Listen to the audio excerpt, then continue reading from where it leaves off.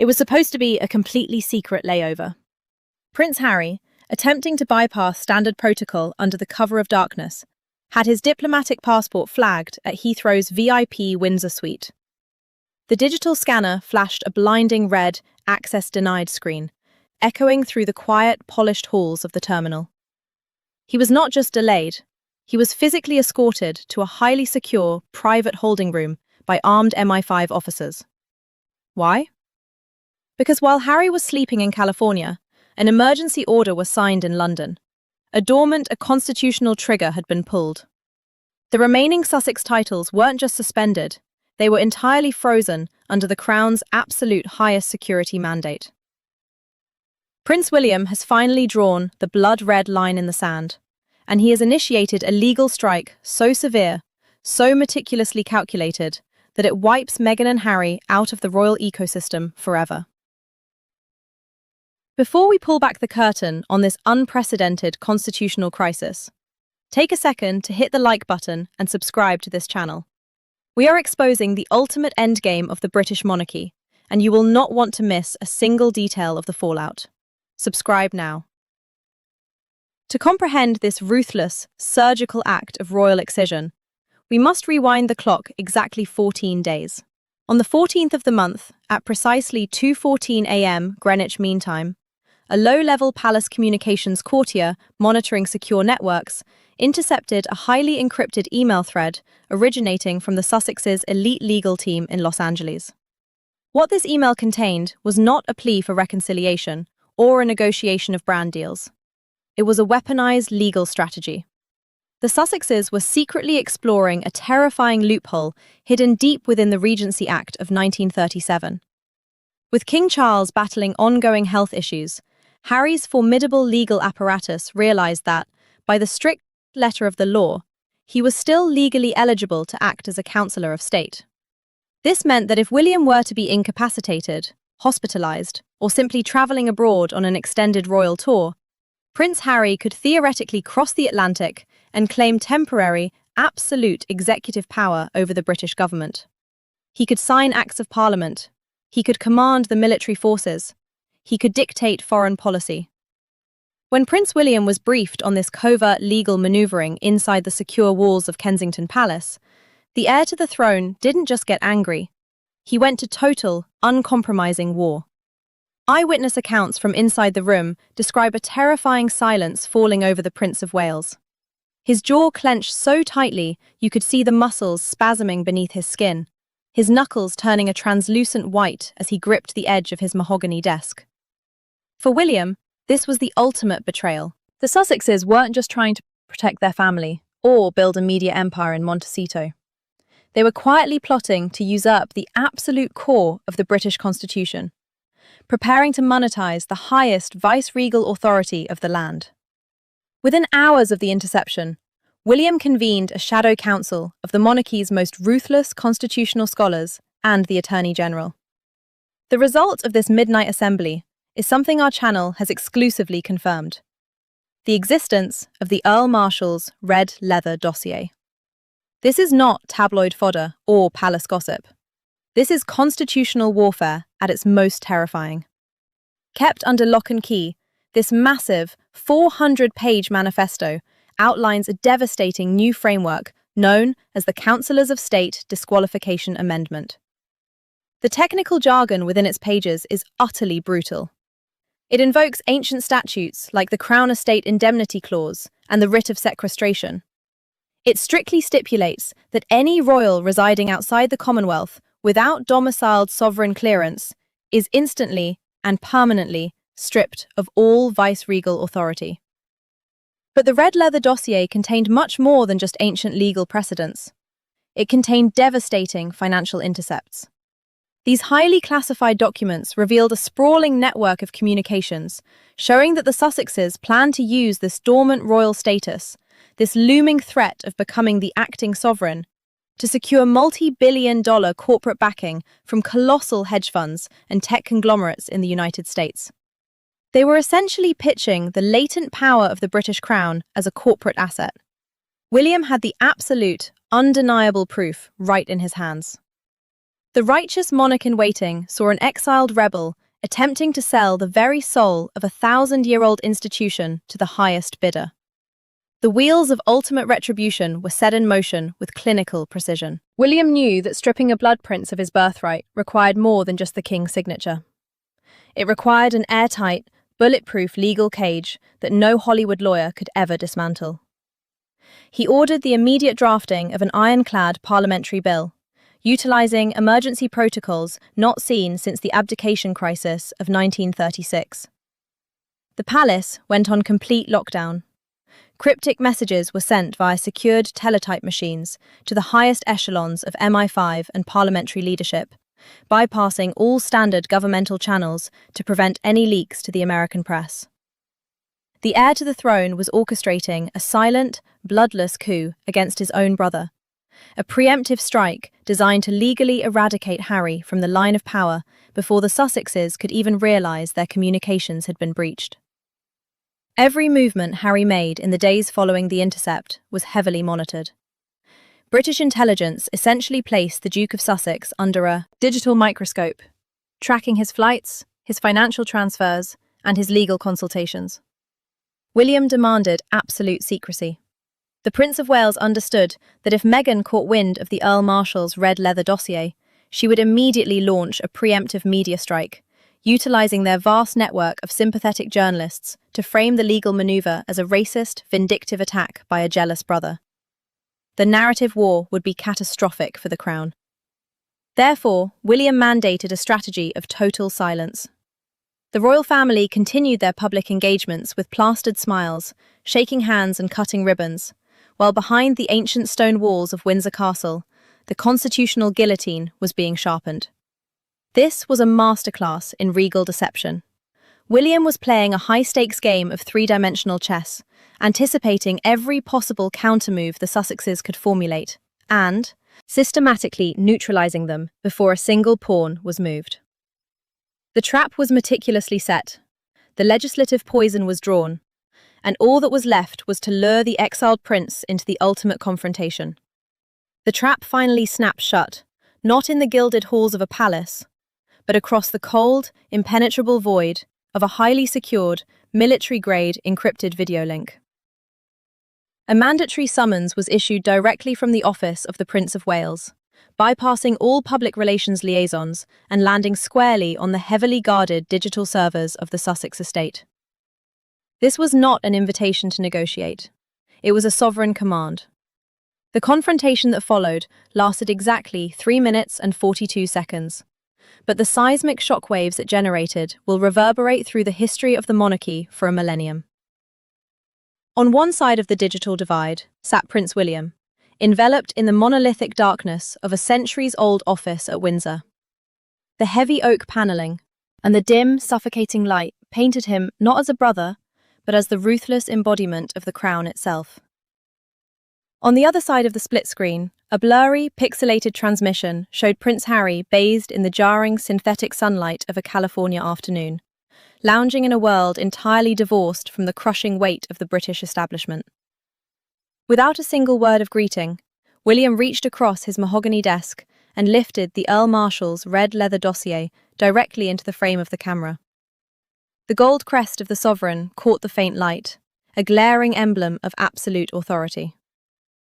William's face was a mask of cold, terrifying fury, his jaw locked so tight that the veins in his neck visibly pulsed against his collar.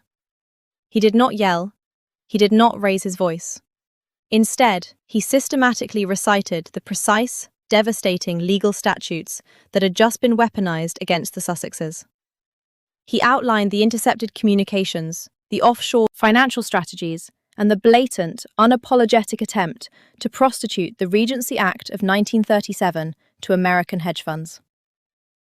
As the irrefutable evidence of his covert operations echoed from the high-fidelity speakers, the colour rapidly drained from Harry's face. The casual Californian arrogance evaporated in an instant, replaced by the sheer, paralysing panic of a man who suddenly realises the ground has completely vanished beneath his feet. The billion-dollar corporate safety net he and Meghan had meticulously woven was bursting into flames before his very eyes. Backed into a corner, with his legal and financial leverage entirely obliterated, Harry resorted to the most dangerous tactic in his arsenal. He leaned frantically into the camera, his voice cracking with a desperate, weaponized emotion, and played the one psychological card he knew would inflict the deepest laceration. He invoked the ghost that haunts the House of Windsor. "You are betraying her memory," Harry pleaded, the words dripping with a calculated, theatrical desperation. "Mum would never let you lock me out like this. She would be utterly disgusted by what you've become." For a fleeting second, the heavy air in the Windsor office seemed to freeze. It was a direct, visceral strike at the core of William's identity, an attempt to hijack the deep, parasocial grief of Princess Diana and use it as a psychological human shield against the wrath of the crown.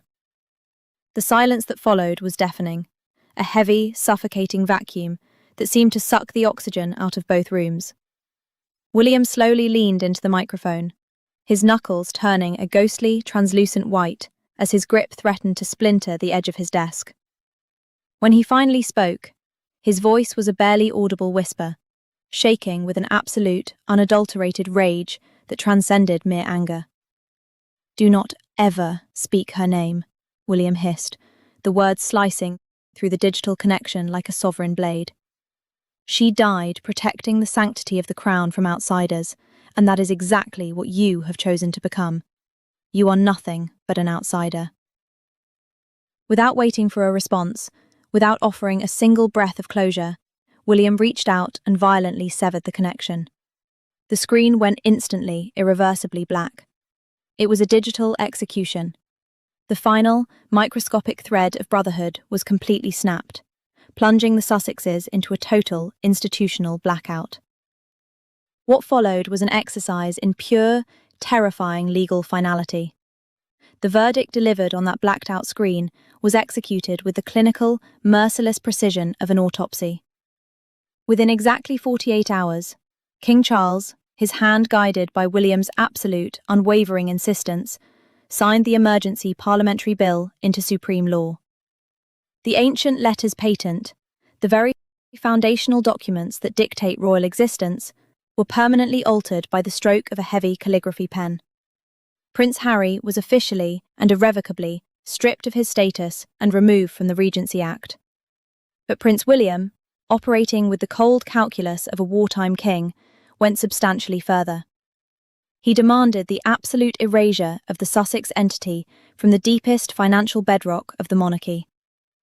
Deep within the heavily fortified underground vaults of the Royal Archives rests the Internal Archival Endowment Registry, a massive, ancient ledger that guarantees generational wealth, property rights, and diplomatic immunity to the bloodline. Under William's explicit directive, the heavy parchment pages of this ancient ledger was forcefully turned. A thick, impenetrable black ink line was carefully and deliberately drawn directly through the names Harry and Meghan. The heavy, iron-wrought doors of Parliament figuratively and literally slammed shut on their royal existence. The legal finality is absolute, leaving absolutely no room for appeal, no margin for diplomatic negotiation, and no possibility of future reconciliation. The exiled rebel has been completely, structurally, and financially severed from the host. Prince Harry is no longer a prince of the blood in the eyes of the highest courts of the land. Stripped of his latent powers, divorced from the generational endowment, and locked out of the constitutional safety net, he is now just a man living in California. The devastating reality of this unprecedented purge cascaded through the halls of the Montecito mansion, shattering the carefully curated illusion of their royal in exile brand. The corporate backers who had promised billions based on Harry's proximity to the throne immediately began to frantically distance themselves, recognizing that the Sussexes were no longer sleeping giants of the British Empire, but completely neutralized civilians. But as William surveyed the ashes of this constitutional victory, an insidious new threat was already forming in the shadows of the Hollywood Hills. By backing an incredibly calculating force into a corner, William has inadvertently primed the ultimate detonation. William has won the battle, securing the ancient fortress of the monarchy against its most insidious internal threat. But by completely severing the bloodline ties and stripping Harry of his final latent royal utility, the Prince of Wales has inadvertently backed Meghan Markle into a corner of absolute desperation. And a desperate adversary with nothing left to lose is the most terrifying force on earth. The Montecito Empire, built entirely on the fragile foundation of royal proximity and the latent threat of succession, began to crumble within hours of the Regency Act amendment. High-powered public relations executives in Los Angeles scrambled to contain the massive fallout as lucrative streaming deals and $100 million podcast contracts evaporated into thin air. The corporate behemoths that had banked on the Sussexes eventually wielding viceregal power realized they had invested in a phantom asset. Harry and Meghan were no longer rogue royals. They were just two isolated civilians, surrounded by the blinding, unforgiving glare of the California sun, entirely cut off from the inexhaustible financial and legal protection of the British Crown.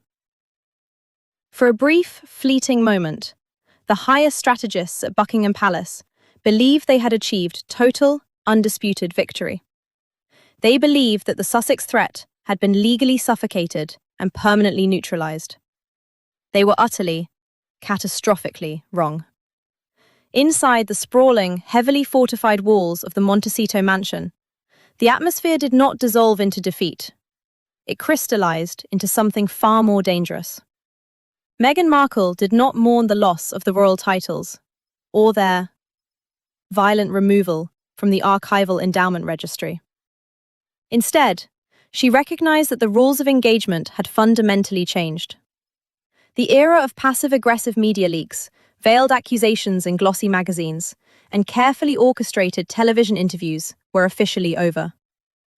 If the House of Windsor was willing to employ the absolute, ruthless legal machinery of the state to erase her family from existence, then she would retaliate with an act of asymmetrical warfare that the ancient institution was completely unprepared to defend against.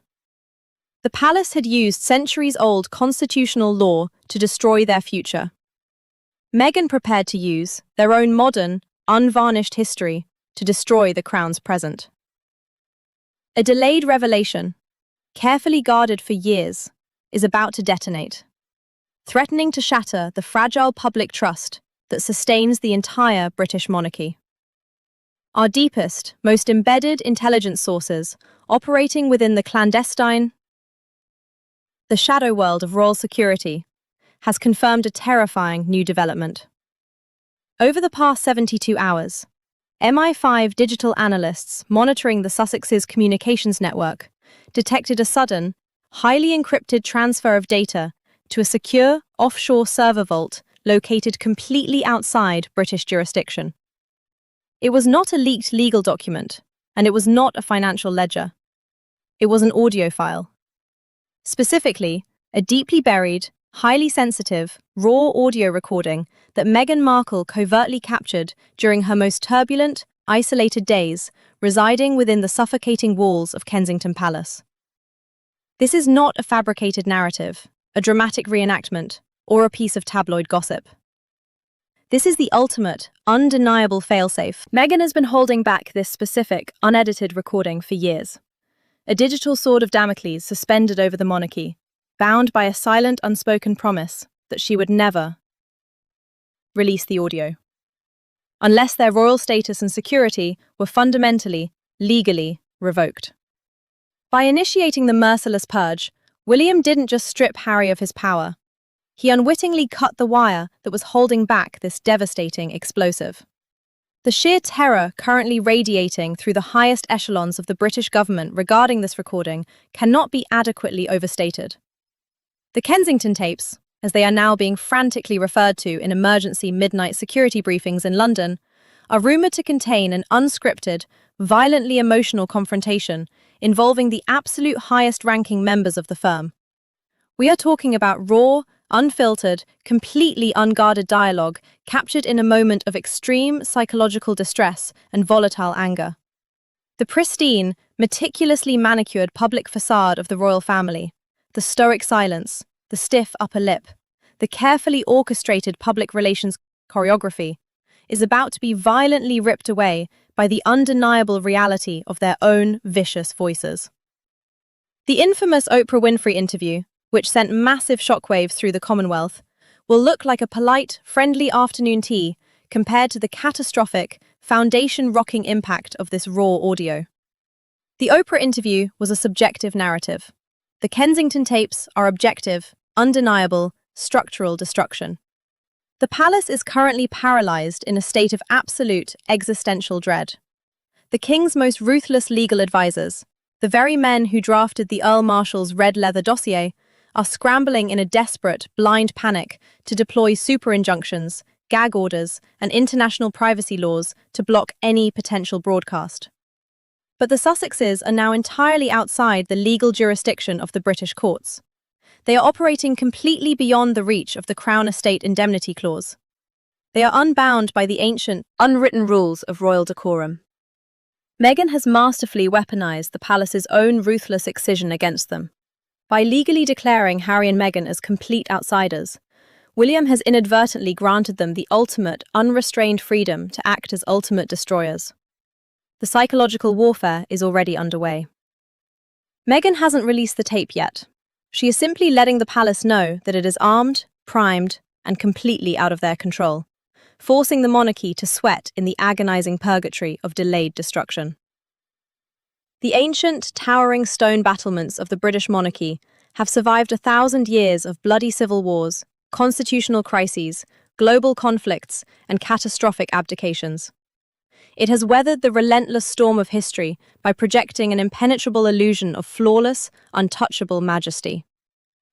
But the institution has never faced an adversary quite like this, an adversary who was invited inside the fortress, learned its darkest, most intimate vulnerabilities, and was then violently exiled with the receipts still burning a hole in her pocket.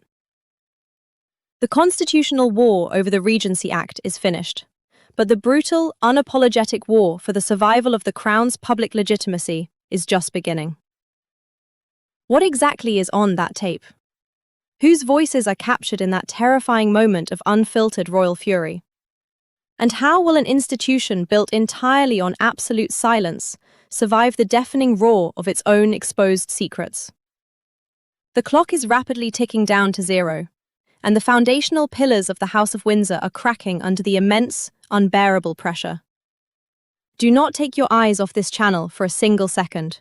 Subscribe now, hit the notification bell, and brace yourselves, because next week, we are pulling back the final curtain and exposing the devastating, uncensored contents of the Kensington tapes. The monarchy has survived 1,000 years, but it might not survive what Meghan does next.